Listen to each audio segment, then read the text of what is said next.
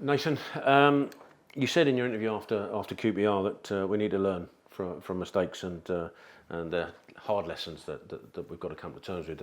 That's something that, in your opinion, has got to happen fairly quickly, or do you think we have time to be able to build up to learning those lessons? Well, look, not to dwell too much on the past, but we didn't do what we do against QPR. We allowed QPR were on the ropes after that game they had previously. They knew there was going to be some sort of reaction, but for us, if we'd gone for the jugular, then it could have been a different game.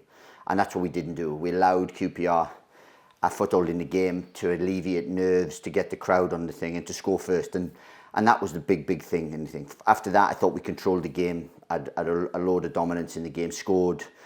I felt there was only one team going to go on and win.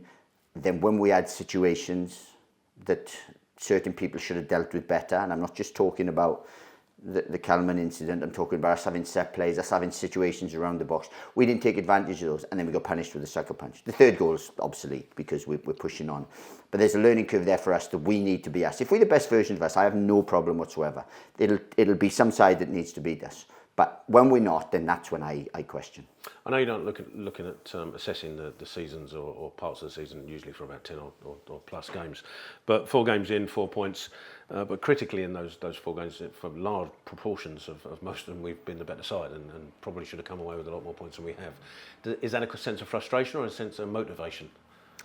Look, it's a bit of both. I think we want to win every game we play, but that's not possible. But what it has, we've had to settle into a new division and find our feet. And I think we found our feet quite quickly.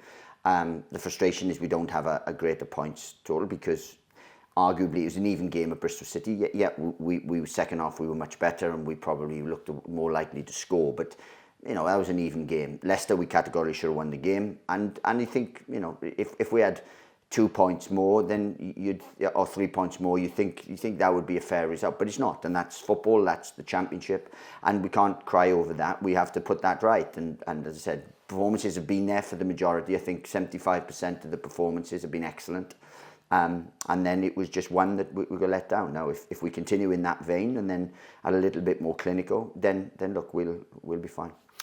You also said that we'll use the time of the international break wisely to regroup, and James Bree obviously has been added to that group. How have these 2 weeks gone? How have the 2 weeks gone for you? You've added James Bree obviously to the squad. Yeah, look, it's been a wonderful window. We thank the club and everything because it's been not far off a perfect window. In terms of all our number one targets, we've excelled. We didn't feel we were going to get James Bree, but he was always our number one target if there was ever a window, and he did that. I know a lot of people question about, well, it's another player who's played for Luton and stuff.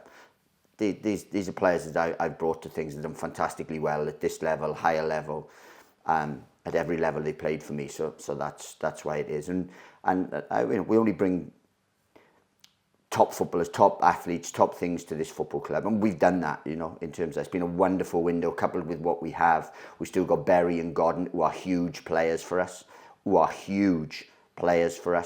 To come back into the game, to get back into the squad. So look, we're in a good place. We're going to need that because the Championship's relentless.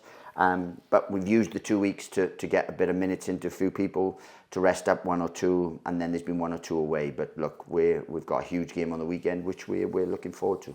And speaking of that, the fitness of the squad, you're saying 3 away, I think, for the Jamaican squad, as they come back all in good health. And how has the progression been for the ones who you've already mentioned the names, been looking to get back into the squad? Yeah, good. Look, Rhys Burger's had minutes, so has James Bree's had more work into his legs than Kelman, people like that, Oluwafe that have needed that time have done that, so they're all up to speed with greater oomph, if you like. And then the ones who've gone away, had 2 great wins. The Jamaican team had 2 fantastic wins, and we're proud of them. Tyrese played a game and a half. Karoy got on, so did Kahim. Even though Kahim's not with us at this point in time. So look, the squad's in a good place. We'll regroup tomorrow, and then as we said, go into a huge game. Yeah, when promotion was achieved and we knew that we would be in the Championship, many, if not all, Charlton fans would have had more than one eye on our opponents this Saturday, despite our fairly miserable record against them.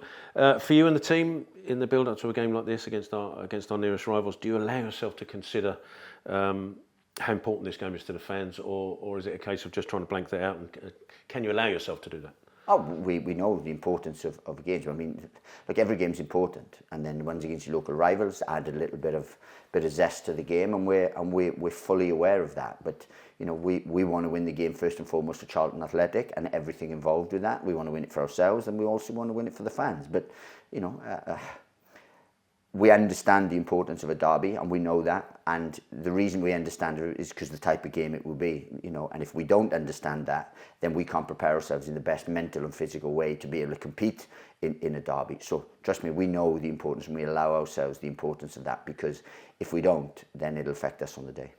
Well, the last 5 games at the Valley, even back to Northampton last season, have been crowds in excess of 20,000. And it looks like Saturday will be the highest attendance of a local derby for 50 odd years. So the fans are certainly going to come in numbers and get behind the boys, and that'll make it a special atmosphere on Saturday. Yeah, it will. And look, we asked at the beginning of this journey to get on board, to do everything, and the fans have done that. The fans have been outstanding. It's a totally different club, you know, with the greatest respect. It's a totally different club to what I walked into, and that's not just on the pitch, that's around the pitch, that's in, you know, the decision makers, that's in the squad we have, in how we go about our business. We are a totally different football club, and everyone's had to buy in for that. And I'm you know, immensely proud to manage this football club, and then to see another big crowd at the Valley, you know, taking it back to top Championship Premier League days, and that's what we want. That's the vision. But as you said, this is not the destination. This is all part of our journey, and the fans have been outstanding from the time we've asked them to get on board, you know, to now. That's been a journey that we've done together. Thanks, Nathan. Good luck, Sam. Cheers. Thank you.